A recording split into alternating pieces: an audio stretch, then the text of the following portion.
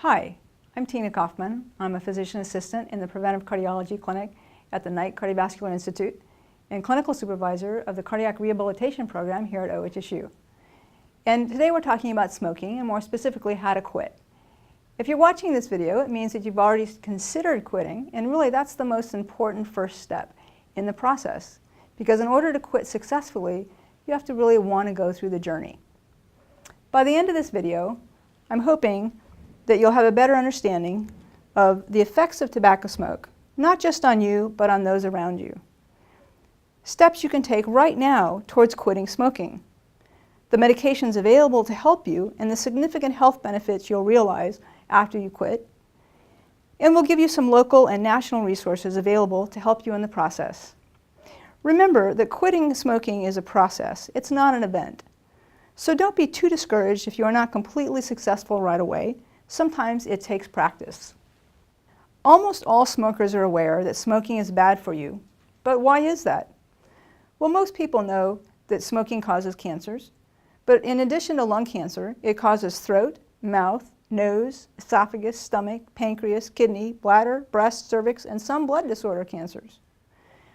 People who smoke are much more likely to suffer a heart attack than non-smokers, and the risk increases with every cigarette you smoke. Why is smoking so bad? Because chemicals are added to tobacco to enhance the flavor and smoking experience. Of those 4,000 chemicals that are found in tobacco leaves, more than 200 are poisonous, more than 60 are known to cause cancer, and those chemicals damage your heart and lungs and make it harder to taste, smell, and fight infections. There's no evidence that smoking a lower tar cigarette is better for you. And not only is smoking bad for your health, it's bad for everyone else's around you. Even a little secondhand smoke is dangerous. What is secondhand smoke?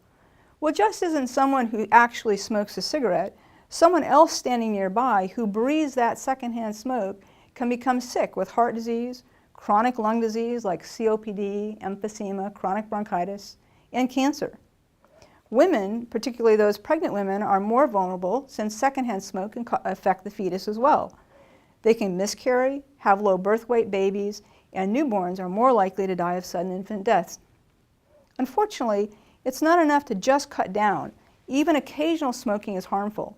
So the goal is to quit, and quit for good. Nicotine is a chemical that causes addiction. By itself in small doses, nicotine is not necessarily harmful, but it is addictive. And it's found in all forms of tobacco. It's the most addictive substance known to man, more addictive even than heroin. The main reason why tobacco is so addictive is that nicotine is widespread, readily available, and legal. Quitting isn't easy. It may take several tries, but you learn something each time you try. It will take willpower and strength to beat your addiction, and sometimes it takes medicine and counseling. Remember that millions of people have quit smoking for good. You can be one of them. The old adage, if at first you don't succeed, try again. Well, if you've tried in the past to quit without success, don't look at it as failure, look at it as practice. As in all good things, it takes practice. It's probably most important if you prepare to quit. Write down the reasons why you want to quit. Having your goals and even your values, and meaning what are your core values, what is most important to you, having those maybe written down on paper or at least in the front of your mind can help you maintain your resolve as you go through the process. Do you want to maybe feel more in control of your life, have better health, set a good example for your children, protect your family from breathing other people's smoke? Really wanting to quit smoking is very important to how much success you will have in quitting.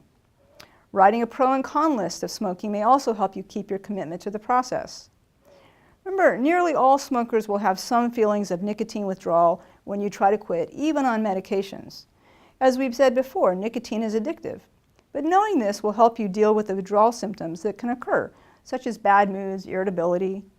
There are many ways smokers can quit, including using nicotine replacement products like patches and gum, or other FDA-approved non-nicotine cessation medications. Even hypnosis and acupuncture may help some people quit.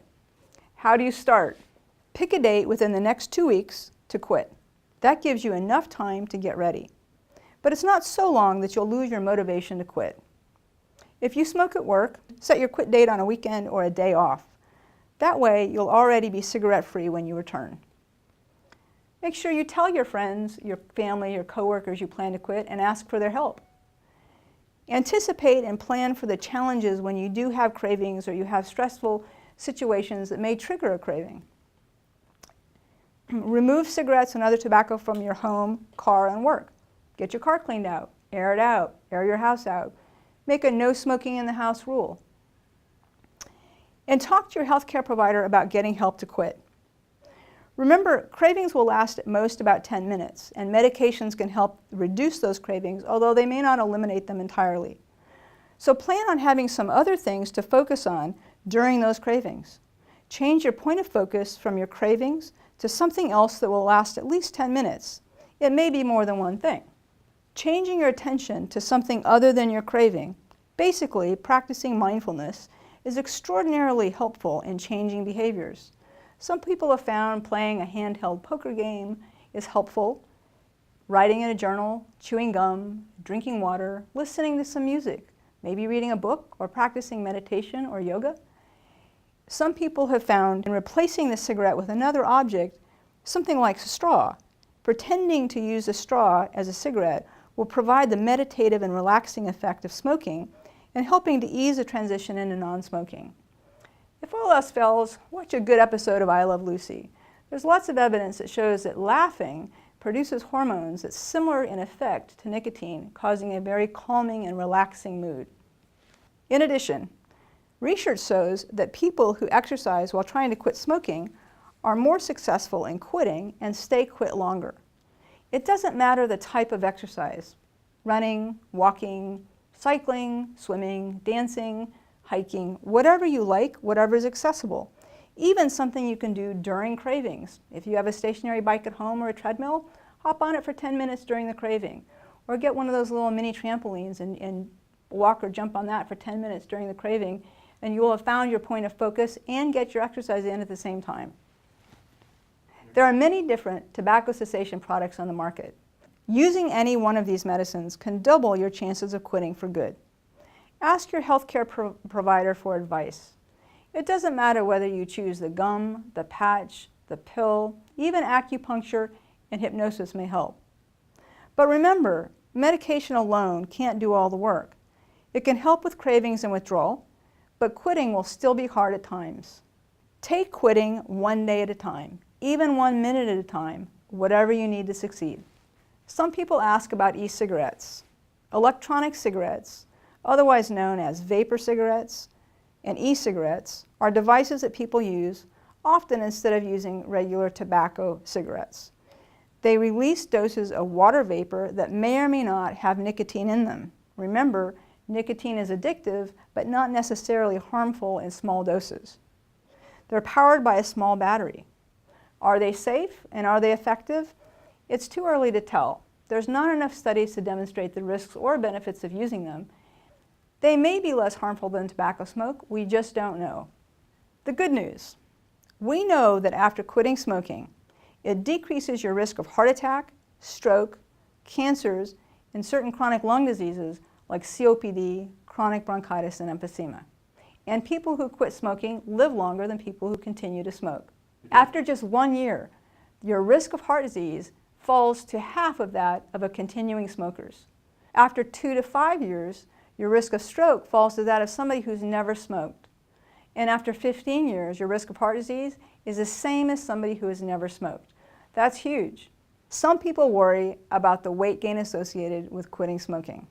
The good news is that the health benefits of quitting smoking far exceeds any risks from the average 5-pound weight gain that may follow quitting smoking. And if you use exercise as a point of focus during cravings, you may actually lose weight. There are many local programs that can help you in the process. OHSU has a preventive cardiology clinic where we provide medications and counseling. There are many behavioral counseling classes in the Portland metro area, mostly based at most of the hospitals in the area: Providence, Legacy, Adventist, and Kaiser. In addition, there is the Oregon Quit Line. If you qualify, they can provide a free 2-week supply of nicotine replacement medications that's renewable every 2 weeks. In addition, there's lots of national resources you can go online. They have online education that you can access. Remember that quitting smoking is a process. You may be successful on the first attempt, or it may take you several tries before you're ultimately successful at quitting for good. But remember, it's the most important thing you can do for your health, and it can literally save your life. So don't put it off till tomorrow.